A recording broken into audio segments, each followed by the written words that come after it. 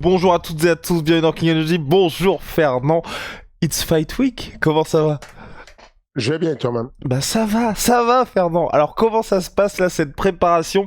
Il y a quoi, il y a 3 semaines t'étais en mode là ça y est, on est remonté. Je vais montrer de quel bois je me chauffe. On va montrer de quel bois on se chauffe au MMA Factory.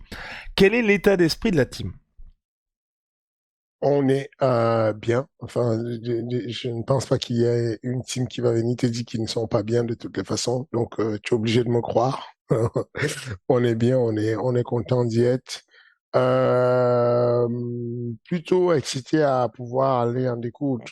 Enfin, blasé par tout ce qui est autour de ça, quoi. Blasé par le cérémonial et tout ça. C'est pas excitant de ouf, tu vois, comme la dernière fois. Je pense qu'on voilà quoi. Donc un peu blasé et puis impatient d'aller voir si le boulot qu'on a fait à payer quoi, si le boulot paye quoi, si tout ce qu'on a fait comme entraînement va marcher. Ouais. Il y a un état d'esprit différent par rapport au dernier événement, mais est-ce que c'est la première fois où même toi, de ton côté, vous êtes en mode, je vais pas dire conquête, mais tu vois, au-delà de ce côté victoire, il y a, entre guillemets, hein, une opération reconquête des cœurs des fans et tout ça, ou pour le coup, ça c'est, tu mets ça de côté. Non, c'est pas reconquête. C'est vrai, on va, c'est pour la première fois où on est autant motivé à juste améliorer les choses.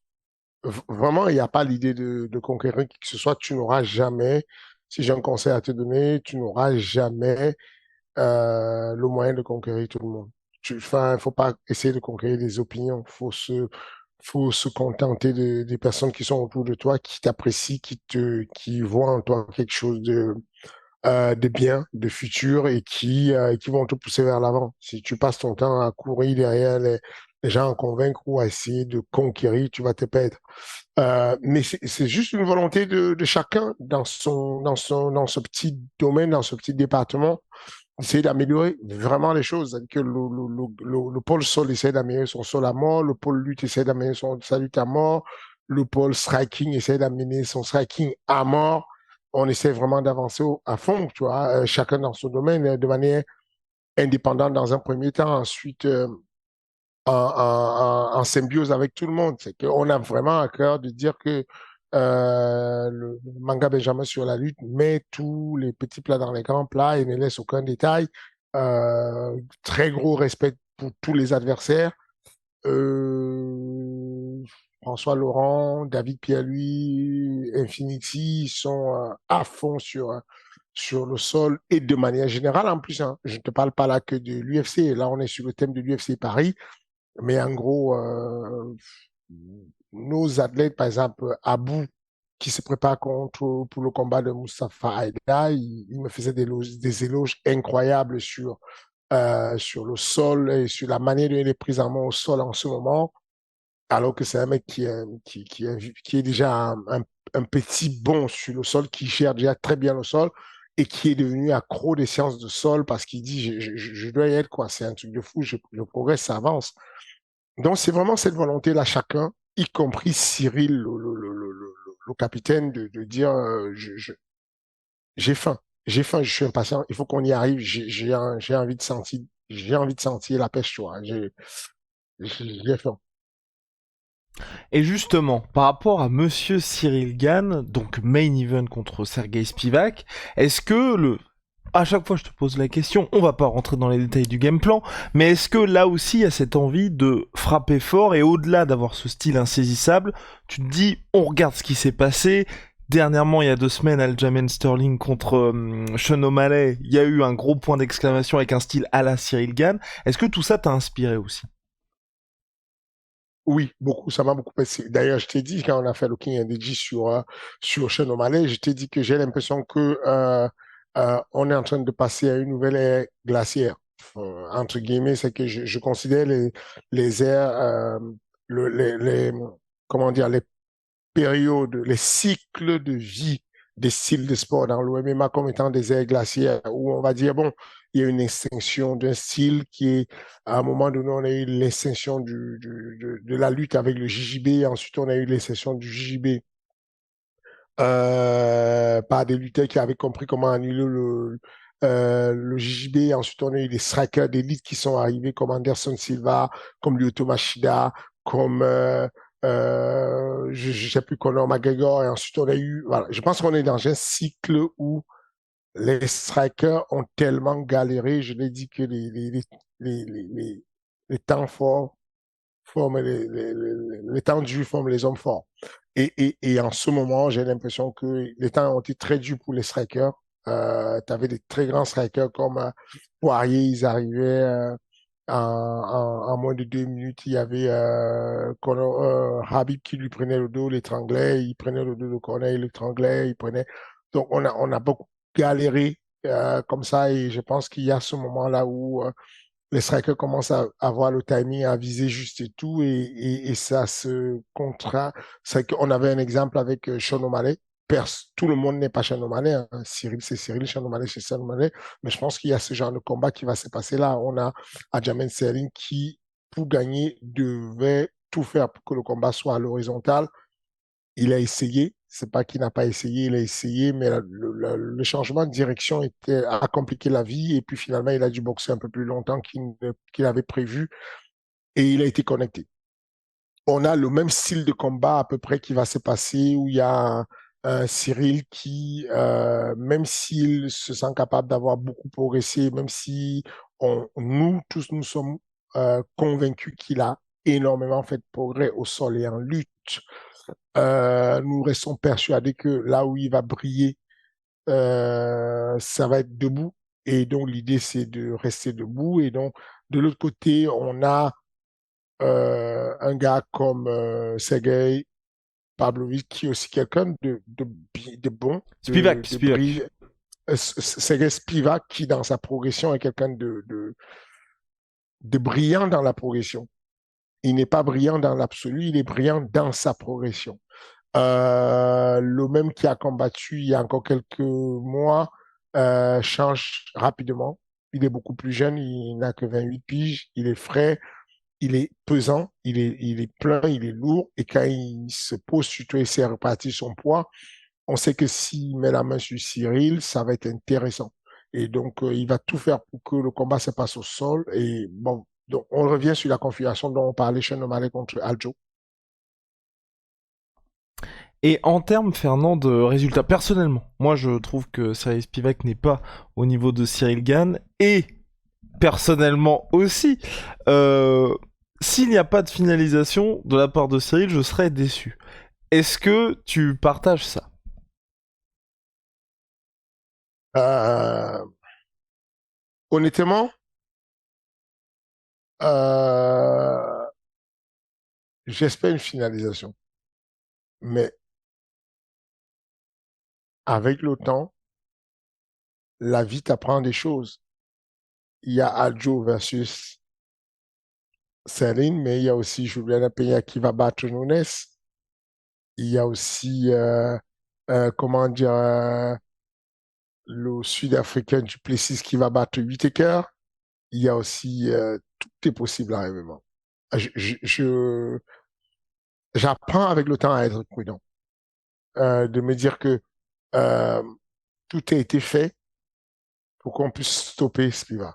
On a envie d'arrêter le combat. OK, on a envie d'arrêter le combat avant le troisième round. Mais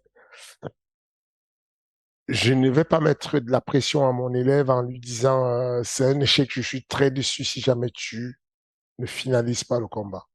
Il y a déjà assez de pression comme ça parce qu'il combat chez lui, parce qu'il y a 16 000 personnes qui vont l'observer, parce que beaucoup de gens attendent de lui et je n'ai pas envie. Le finalise pas, je serai déçu. Mais vous l'avez compris, je souhaite que le combat se passe rapidement, qu'on gagne déjà, si on peut gagner, et qu'ensuite qu'on finalise, si on peut finaliser. Voilà. Et autre point où là, moi personnellement, je suis partagé parce que je me dis d'un côté, si on a Cyril qui est insaisissable, ça se passe très bien et tout, mais qu'il n'y a pas de phase de grappling, j'ai peur que les gens soient toujours on sait pas ce qui va se passer quand il affronte tel ou tel type d'adversaire.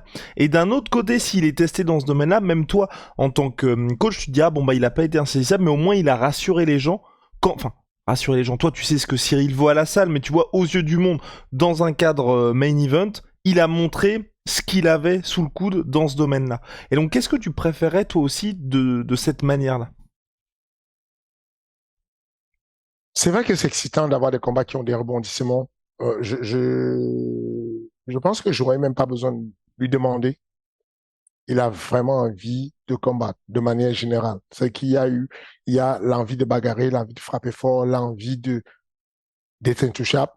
Tu vois que ça, c'est déjà une dualité qui s'oppose. Quand tu veux frapper fort, tu as envie de t'asseoir, tu as envie de te poser, tu as envie d'être solide sur tes appuis. Mais si tu es solide sur tes appuis, tu donnes l'occasion à l'autre de mettre la main sur toi. Donc, tu as envie de bouger. Si tu bouges, tu deviens volatile. Si tu es volatile, tu frappes moins fort parce qu'il n'y a pas le retour de force du sol. Donc, il y a des projets, des envies et des objectifs qui sont des fois opposés les uns aux autres. Quand tu as envie de gagner de manière sûre et fracassante, tu n'as pas envie d'aller au sol quand tu t'appelles Cyril Gann. Mais quand tu as envie de montrer combien de fois tu as progressé au sol et tout ce que tu fais comme technique, euh, c'est toujours impressionnant. Et quand tu vois qu'il y a des gens qui t'apprécient de manière objective, tu as envie de dire, bah, il faut que ça m'arrive, quoi. Il faut que je sorte mon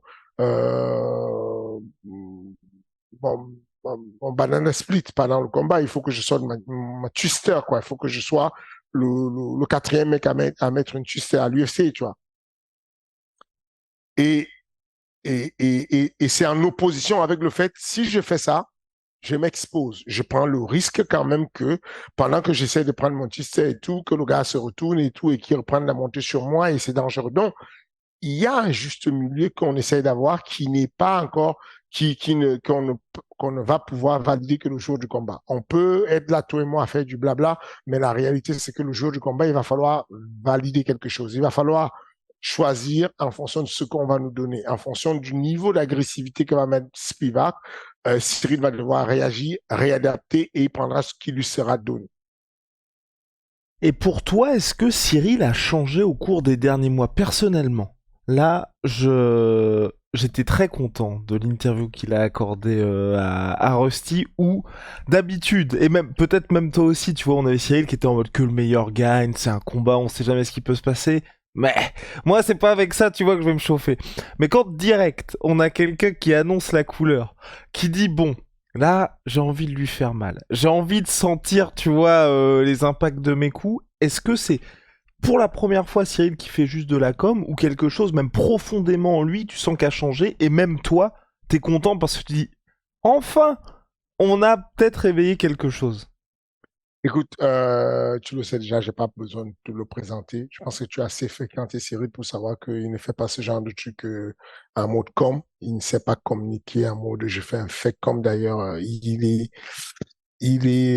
très opposé à la com ces derniers temps. Il est très éloigné de la com et il n'est pas en mode com, quoi. Il a juste eu l'occasion de se livrer à un journaliste qui connaît depuis et qui, avec lequel il a de l'affinité. Et donc, du coup, il se lâche quand il parle. Il parle avec beaucoup de naturel et il dit ce qu'il parle. Euh, il a changé. Il a changé de manière positive sur ces choses-là. J'aime bien voir ce que ça devient. J'aime bien voir le côté où ça touche aux entraînements, ça touche plein pot. Et tu sens qu'il y a un changement, il y a une envie de vraiment aller sentir si je fais, est-ce que je fais vraiment mal ou bien c'est un sketch ou bien c'est un jeu où j'ai envie de voir vraiment où j'en suis. Et, euh, et, et, et, et ça vient avec l'envie de gagner vite, de gagner bien.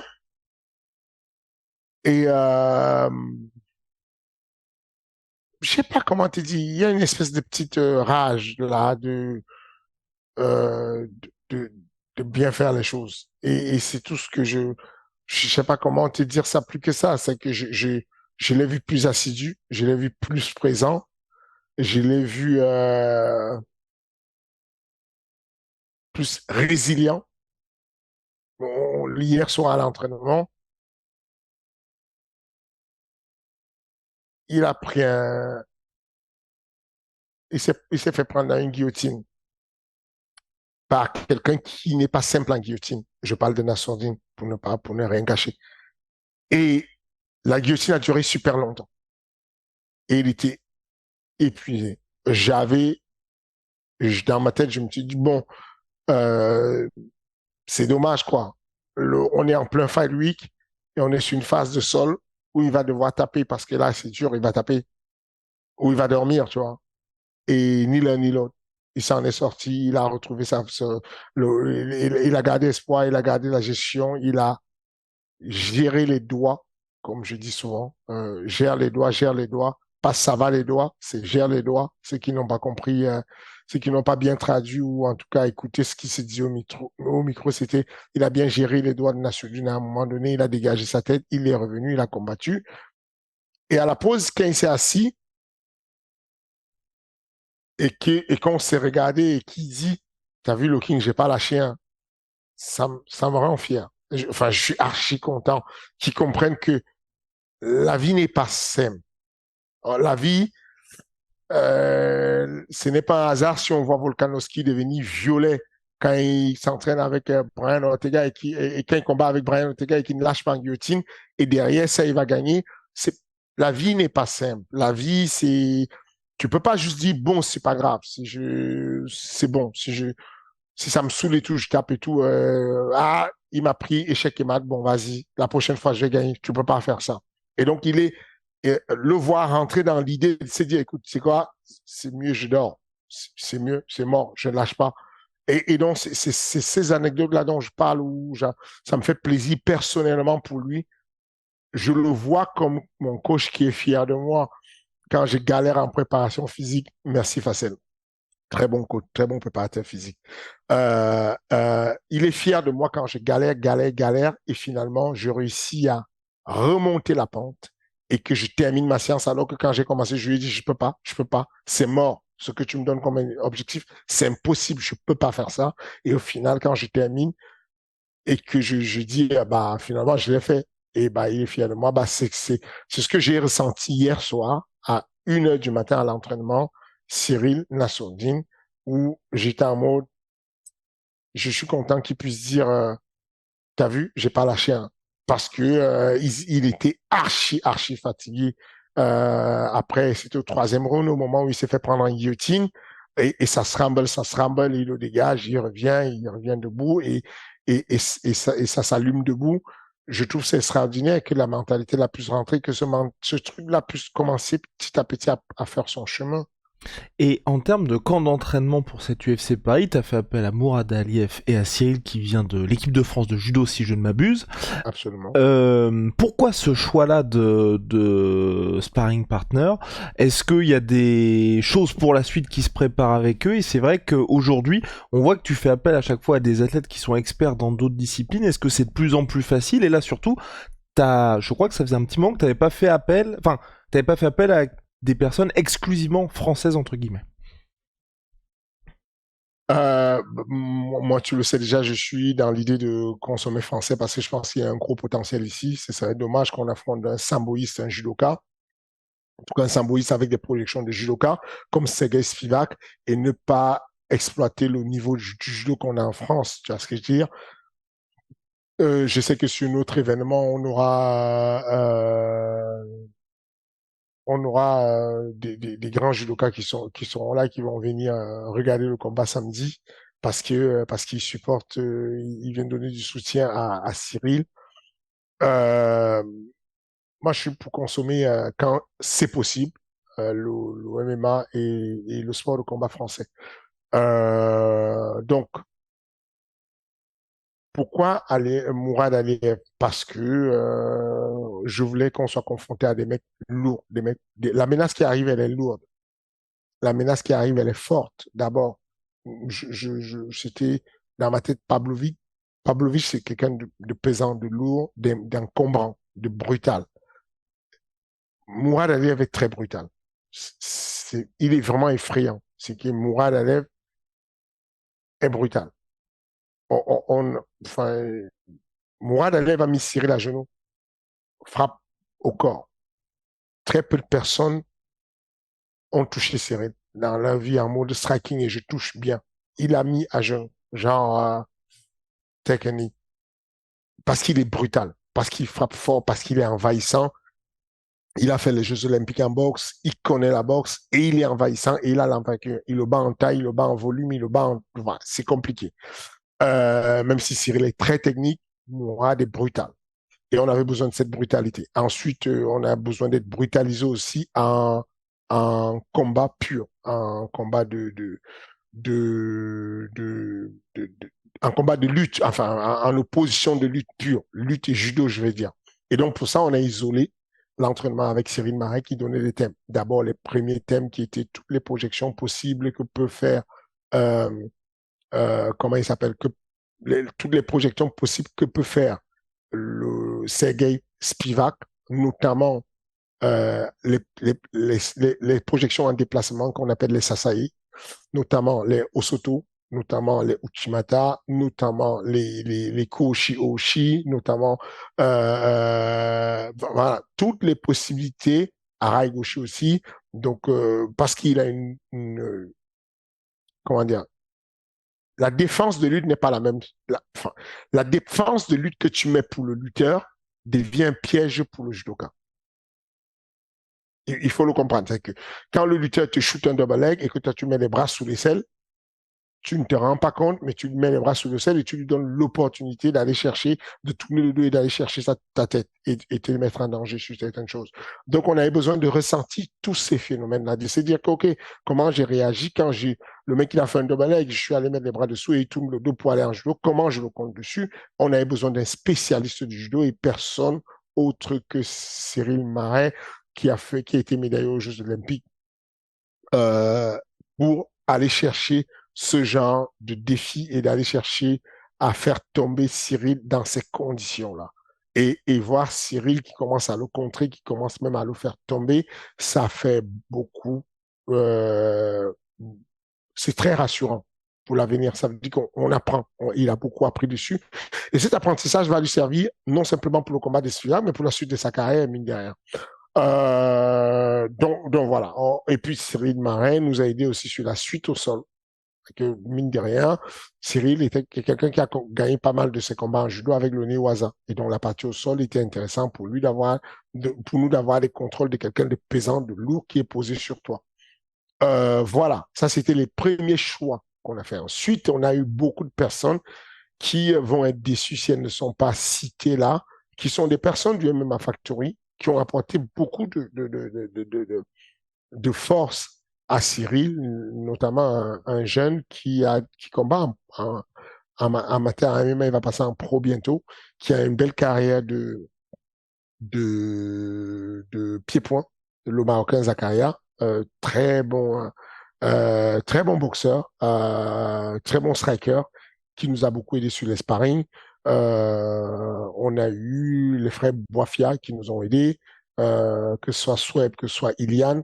Euh, Très bon style. Et il est compliqué, Ilian, hein. Il est compliqué en boxe. Il est vraiment relou et compliqué à gérer. Et puis, Sweb, lui, nous a aidés sur les deux. Il a tourné avec Cyril, il a tourné avec Nassourdine. Euh, un bon niveau d'anglaise. Je pense que c'est le numéro un aujourd'hui dans sa caté pour la sélection olympique. Voilà un peu ce qu'on a fait venir de l'extérieur. Et puis, on a eu aussi Xavier Dessous qui a apporté une dimension qui était très intéressante, cette dimension de bagarre. Je ne... Le niveau de Spivak est là en combat, mais le niveau de striking de Spivak n'est pas si différent du striking de Xavier Dessous. Et on a eu le même Xavier Dessous qui essayait d'arracher la tête comment dire, Freddy à Kemayo. Freddy Kemayo, qui était là et qui nous a beaucoup aidé, qui a fait des assauts incroyables avec un je m'en foutisme incroyable en fait sur Cyril. Bon, il en a payé les frais des fois, mais voilà quoi. C'est un rouleau compressé, il avance, il court dessus, il va arracher les têtes. On a Fallou qui nous a aidé sur la première partie de l'entraînement de Cyril aussi. Merci à Fallou. Vous allez le connaître bientôt. Vous ne pouvez pas l'oublier. Retenez son nom, la Fallou. Un jeune aussi qui combat en amateur. 84 kilos, une lutte. C'est une pourriture en lutte. Striking relou, très posé, très bon pour nous aider à aller visualiser la vitesse des timings. Et puis, en conclusion, le chef de file de tous ces sparring pour Cyril, c'est bien entendu Nassourdine. Parce que Nassourdine, même si son gabarit est petit en comparaison avec le gabarit de Cyril, mais on est sur la phase de fin, notamment en affûtage là, puisque Nassourdine, on le choisit pour être dans le coin carrément, parce qu'il va apporter ce côté fluide. Que si on a le meilleur Sergei Spivak, ça m'étonnerait qu'il puisse avoir la vitesse de Nassourdine sur les points, la vitesse de Nassourdine pour shooter en double leg, la vitesse de Nassourdine, la technique de Nassourdine pour contrôler le dos de Cyril. Voilà un peu ce on se donne. On s'est dit, OK, on est sur une période d'affûtage où on veut que l'intensité soit forte, mais que le volume soit très réduit. Et donc, pour ça, on a besoin de quelque chose qui va pulser, qui va aller très, très vite et qui va nous mettre en potentialisation. On va potentialiser les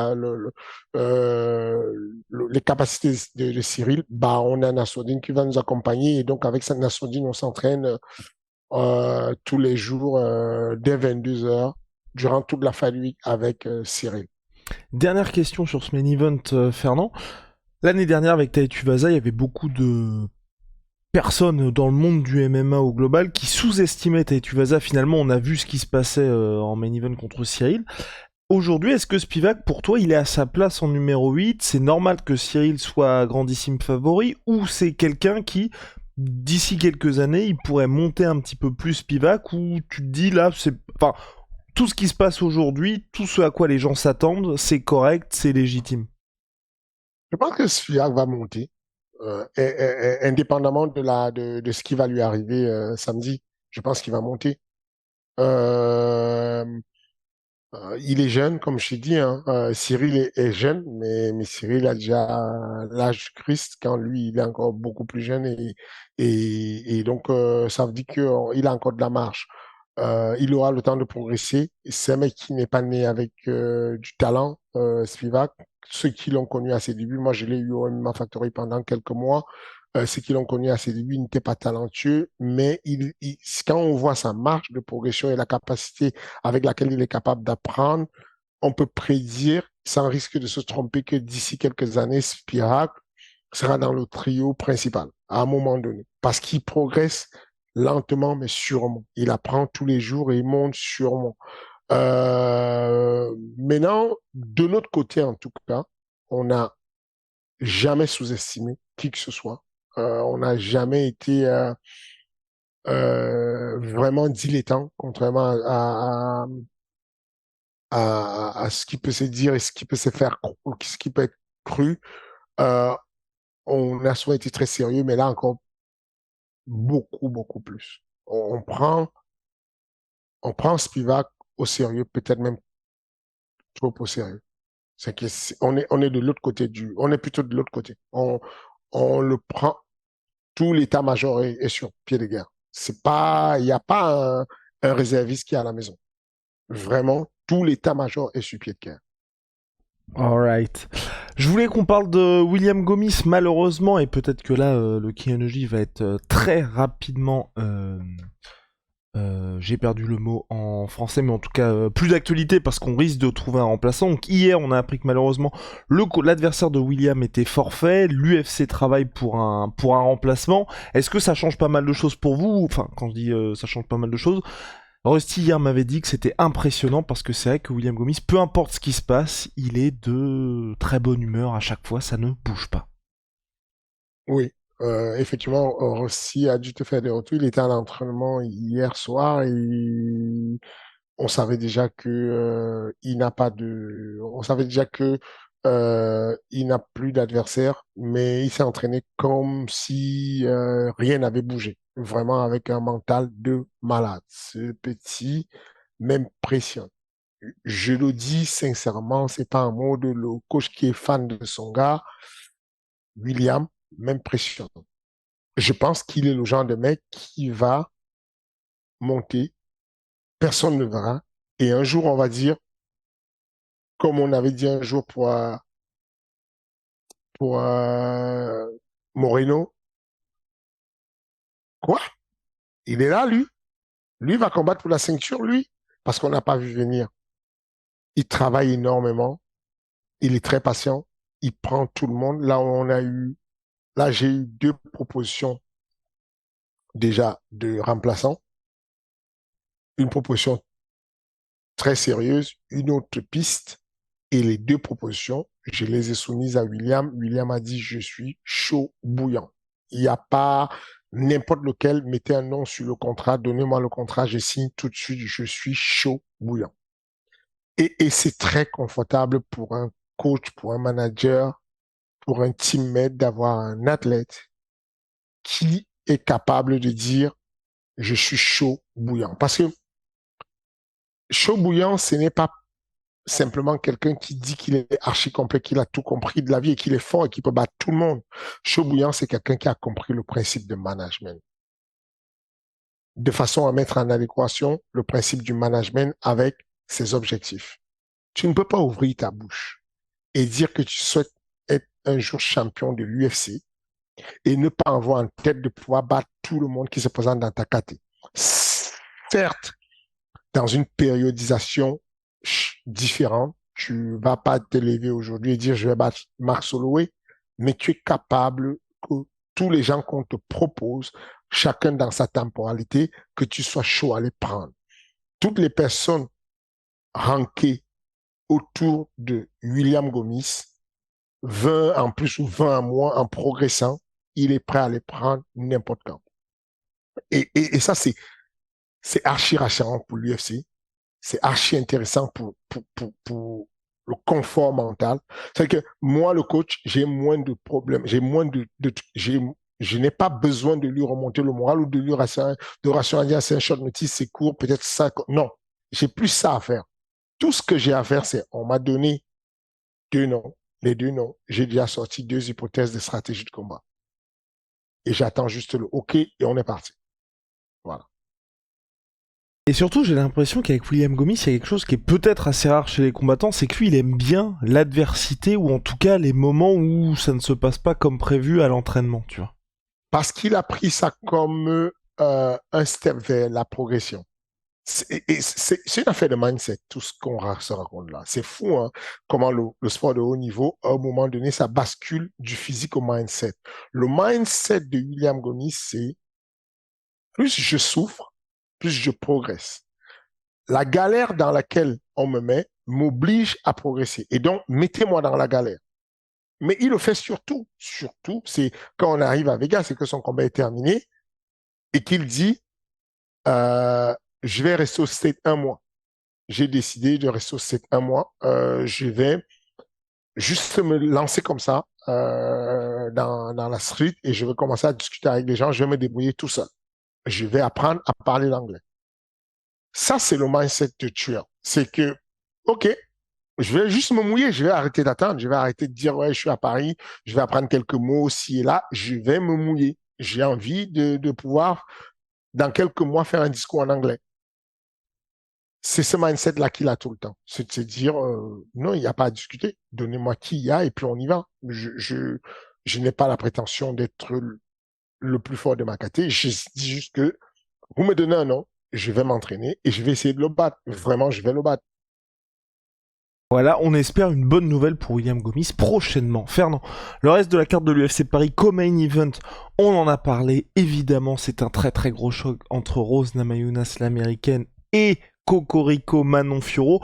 Peut-être demi-finale. Moi, c'est le seul truc qui m'inquiète, c'est que Madame Blankfield s'est imposée face à Tayla Santos. Donc peut-être que ça complique les choses pour Manon. En tout cas, c'est un très gros choc pour la catégorie flyweight. Mais Blanfield reste classé derrière Manon Fiorot quand même. Ouais, elle reste classée derrière complètement. Mais c'est juste, Voilà. je me dis peut-être ils vont peut-être faire la primeur à l'américaine. C'est peut-être ça. Tout dépendra de la prise de parole de Manon Fiorot après son KO, son TKO. Ah oui, d'accord. Ah oui, on en est là. Ok. Oui, oui. Je pense que Manon a tout pour elle. Mhm. Je pense que Manon a la puissance pour, euh, pour la lutte. Je pense que Manon a le volume et que Rose Namajunas ne met plus de volume. La Rose Namajunas qui était, attention, combattante d'élite, très bon niveau, qui a battu Weili. On sait combien de fois Weili c'est un bordel. Qui a battu Joanna Zessi, elle est toujours là. Moi, je me méfie. Je dis simplement que le timing est là, la fraîcheur est là, le mental est là, elle est chez elle, Manon Fiorot. Et Manon a le volume, Manon a le striking qui est relou, notamment les sidekicks. Manon a la lutte. Euh, Elle a quasiment fait tomber chacune de ses adversaires alors qu'elle est censée rester debout. Au final, ouais, voilà, je pense qu'elle va passer. Je pense qu'elle va passer au premier ou au deuxième round. Elle va passer par TKO. Et ben voilà. Et en co main event, on a BSD Thiago Moises. Un autre Brésilien dangereux pour BSD, tu vois ça comment, toi? Combat de la mort. Ça va être un combat de fou furieux. Il est possible que ce combat-là soit le combat de la soirée. Parce que l'opposition va être sanguinaire. C'est un gros combat. BSD Moses, c'est un gros combat. Ça va batailler sale. Mais c'est Et donc, exactement ça, c'est un combat de chien, entre guillemets, ouais. c'est ça. C'est un combat où, Dogfight, voilà. voilà, Moses n'a pas la finesse pour entrer et d'aller dire il va utiliser son sol de manière subtile. Il va devoir bagarrer comme un chien pour y accéder. Et BSD ne va pas lui donner l'accès à ça. Ça va salement bagarrer. Pour le coup, voilà le fight sur lequel, euh, bien entendu, je souhaite que BSD gagne et que je pense qu'il aura, j'espère qu'il aura le dernier mot. Mais pour le coup, voilà le combat où je n'ai pas envie de me mouiller, j'ai juste envie de prendre des popcorn et mater le combat. Parce que ça va sérieusement taper. Pour le reste, Fernand, il y a donc pas mal de débutants, donc Yanis Gemouri, Nora Cornol, Morgan Charrière, Thérapeute qui doit revenir, on sait pas aussi, là c'est en suspens puisque son adversaire ne peut pas revenir. Est-ce qu'il y a une de ces pépites françaises qui toi t'intrigue particulièrement et il y a aussi Zara Fern qui sera de retour, mais on va dire que c'est des combats qui sont un peu moins en vue que les trois combats qu'on a mentionnés précédemment. Euh, qui affronte déjà Calvacanti, la fille? C'est c'est Zara, c'est ça? Yes. Zara, Zara affronte, ouais, c'est ça. J'ai regardé un peu ce qu'elle faisait et je pense que même si Zara a de la puissance et qu'elle est capable d'apporter une certaine adversité, c'est un gros combat. C'est un combat dur, ça. Cette fille-là, elle est dure. Yanis, je ne pense pas qu'il aura le même adversaire. Euh, Ah, ok, ok, ok, ok, ok, ok, ok. Il va y avoir un petit échange avec William. non, je ne Non? sais pas, Ok, mais ok, on ne sait pas. je ne pense pas qu'il aura le même. D'accord. Voilà. J'ai l'impression que cette Fat Cat a beaucoup de problèmes et il est possible que euh, il ait un problème. Et je pense que son combat a un souci. Je pense que son adversaire, en tout cas, a un souci. Et ensuite, qui d'autre? Il y a quoi d'autre sur la Fat Cat? Nora Cornol, aussi une grosse adversité, mais je pense qu'elle devrait passer. Elle Ouais, devrait contre Edward, passer. c'est fou Ouais, cette l'UFC direct la mettre dans. Bah, un peu comme ce qui s'était passé avec Zara Fern pour son premier combat, c'était contre Felicia c'est Spencer, je crois. c'est ça, c'est ça. Il y a une grosse adversité quand même pour Nora, mais j'ai l'impression que si on prend juste le côté MMA de Nora, on va dire que elle est underdog, mais je pense que quand on combine avec son expérience en Muay, elle va réussir à rétablir les choses et faire un bon équilibre. Morgan Charrière, c'est évident qu'il va gagner. C'est évident, Je suis d'accord. je pense que Morgan va le traverser.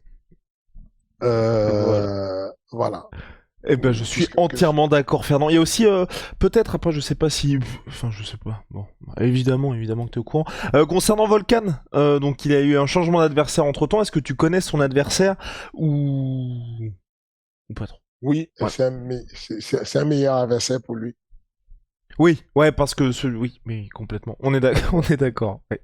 C'est un meilleur adversaire pour lui, c'est un meilleur plan pour lui et j'espère qu'il va rebondir de ça et qu'il va revenir très fort.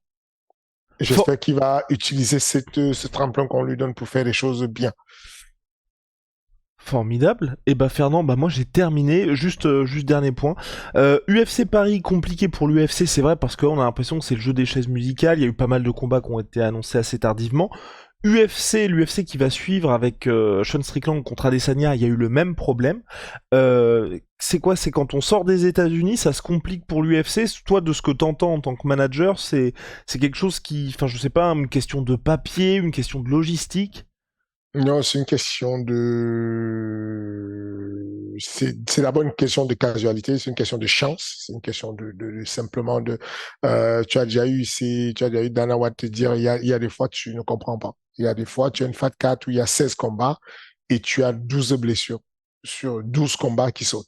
Et tu remplaces, ça arrive. Donc, c'est c'est pour ça que ceux qui n'ont jamais fait une promotion sportive, quand tu les entends critiquer des fois et dire oui, c'est abusé, c'est ridicule cet événement, comment ça, il y a encore eu tel blessé, c'est un sketch, si vous saviez. Aïe, aïe, aïe. Ah. Si juste vous saviez ça, c'est ridicule.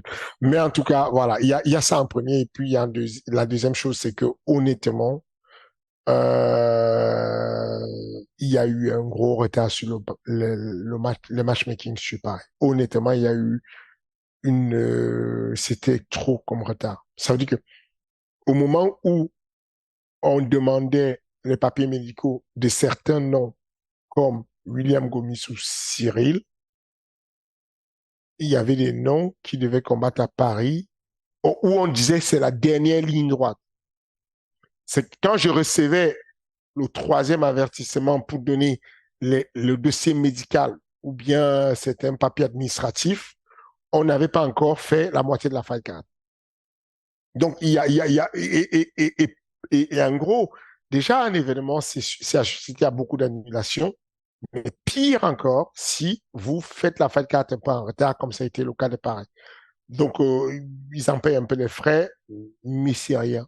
Ils vont retomber sur leur patte, il y aura des combats, il y aura une dizaine de combats et ils vont s'en sortir. Je n'ai pas de doute dessus. Et ben voilà, Monsieur Fernand, je te souhaite une très très bonne Fight Week.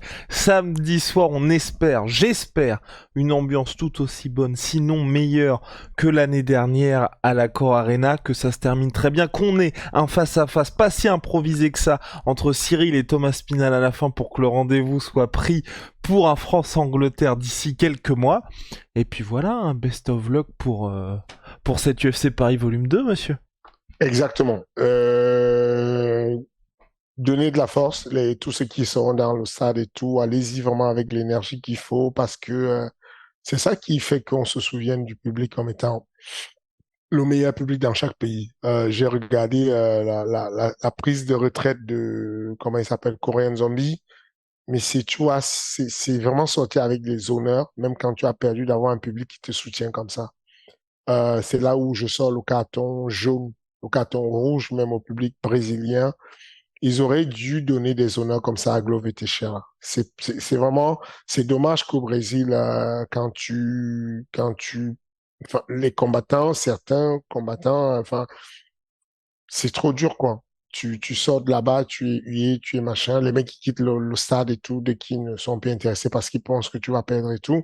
Mais ce qui s'est passé en Corée, c'était très bien. Et ce serait bien qu'on apporte les honneurs à nos combattants comme ça et qu'on les encourage, qu'on les accompagne. Merci pour le soutien.